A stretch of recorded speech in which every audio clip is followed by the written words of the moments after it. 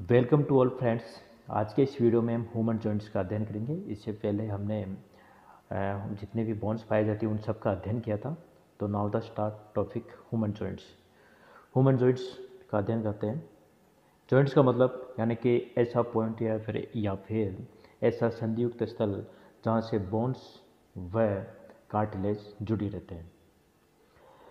देखो, human joints की अगर हम डेफिनेशन की बात करें तो जॉइंट पॉइंट टू बोन्स यानी कि दो बोन्स या फिर joint pointing of cartilage and a bone, यानी कि ऐसा संधियुक्त स्थल जहाँ बोन व कार्टिलेज या बोन टू बोन या फिर बोन कार्टिलेज जुड़े रहते हैं, उसे क्या बोलेंगे अपन?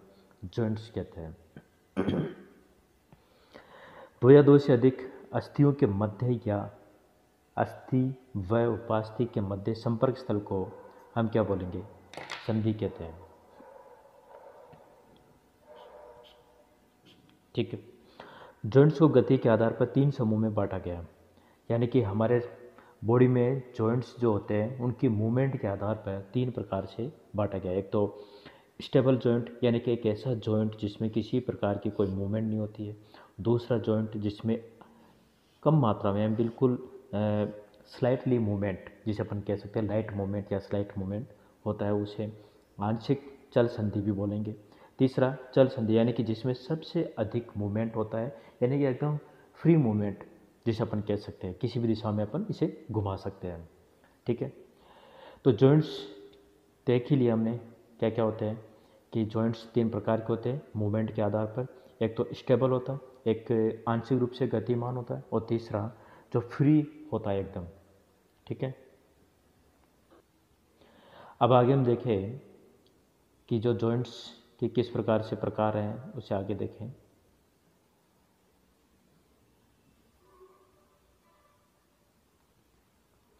देखो, जॉइंट्स, ये सभी जॉइंट्स हैं।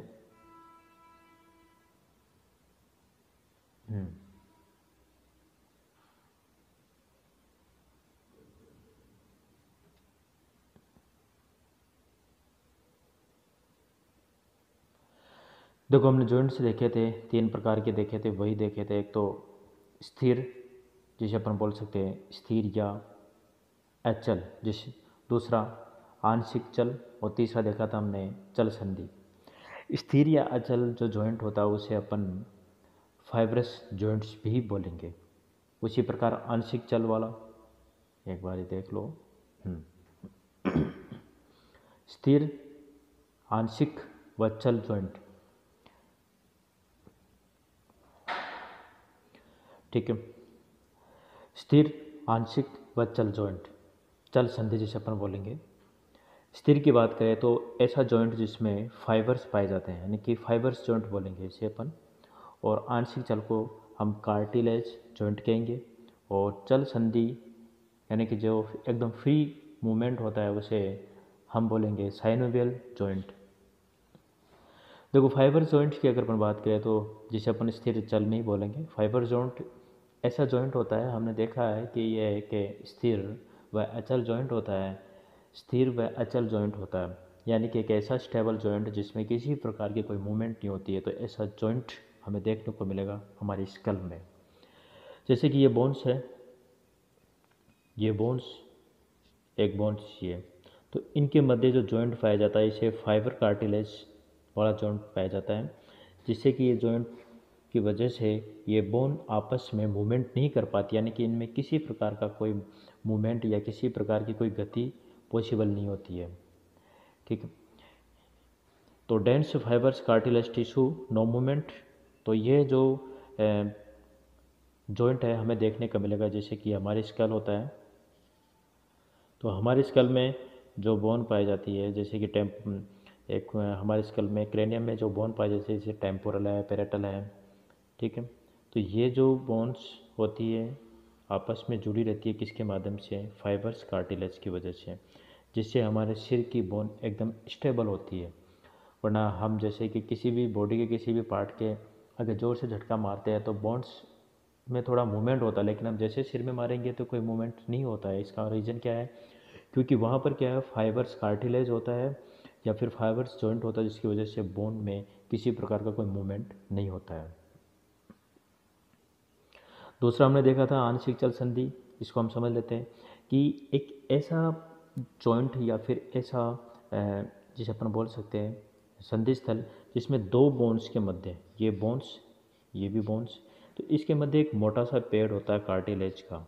तो इनमें क्या होती है, हल्की हल्की जो दो बोन्स होती है, ये बोन्स होती और एक ये बोन्स होती है। तो इनमें हल्का सा घर्षण होता है, यानी कि एक मोटा सा पेड़ लगा रहता है कार्टिलेज का, तो इनमें मूवमेंट होती है हल्की हल्की, इस बोन में और इस बोन में हल्का हल्का सा मूवमेंट होता है।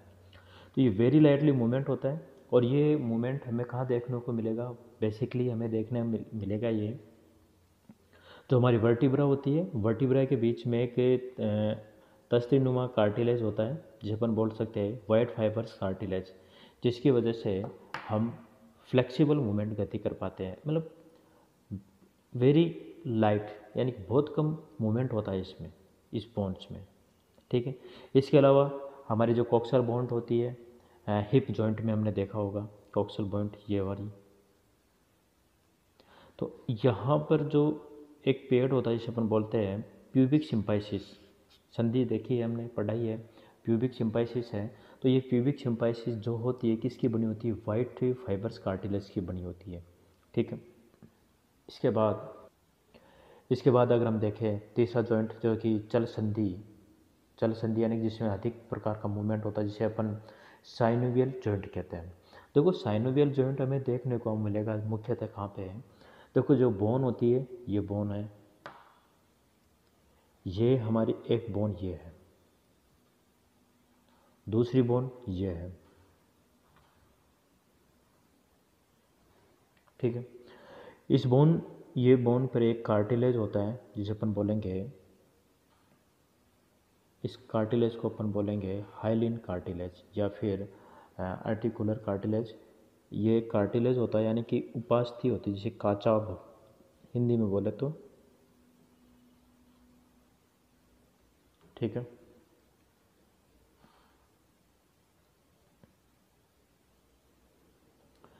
ये जो कार्टिलेज होता है इसे हाइलिन कार्टिलेज कहते हैं।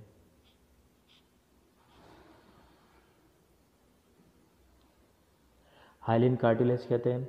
और देखो अगर बोन से जुड़ी होती है तो वो किसके माध्यम से जुड़ी होती है, बोन टू बोन लिगामेंट के द्वारा, और बोन व मसल्स के बीच में जो ये जुड़ी होती है किसी टंडन के द्वारा। ठीक है, ये जो दिखाई दे रहा है एक बोन दूसरी बोन को किसके माध्यम से जोड़े रखता है, लिगामेंट के माध्यम से। ये अपना क्या है, लिगामेंट है। और फिर एक बोन से दूसरी बोन पे एक मेम्ब्रेन पाई जाती है जिसमें आपस में जुड़ी रहती है, इसे अपन बोलते हैं साइनोवियल मेम्ब्रेन।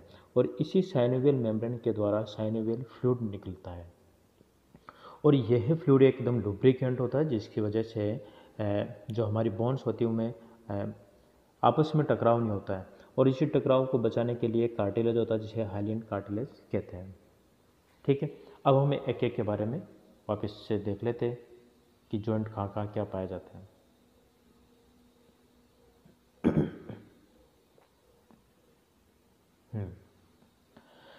देखो अचल या फिर इसे साइथ्रोसिस भी बोलेंगे, या फिर ऐसा जॉइंट जो फाइबर कार्टिलेज या फाइबर जॉइंट्स का बना होता है, इस जॉइंट्स में गति संभव नहीं है।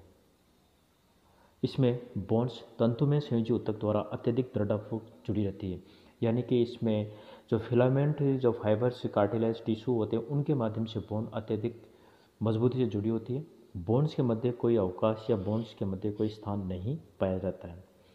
यह हमें देखने को मिलेगा करोटिक अस्थियों में, यानी कि जो हमारा स्कल होता है, ये हमारा स्कल होता है, तो ये इस प्रकार की जो बोन होती है, तो इन बोन के मध्य जो जॉइंट होता है वो कौन सा होता है, फाइबर्स कार्टिलेज या फिर फाइबर्स जॉइंट होता है, जिसे अपन बोलते हैं सूचर बोलते हैं जिसे अपन। ठीक है,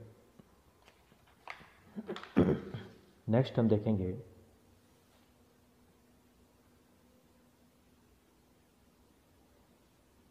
आंशिक चल संधि।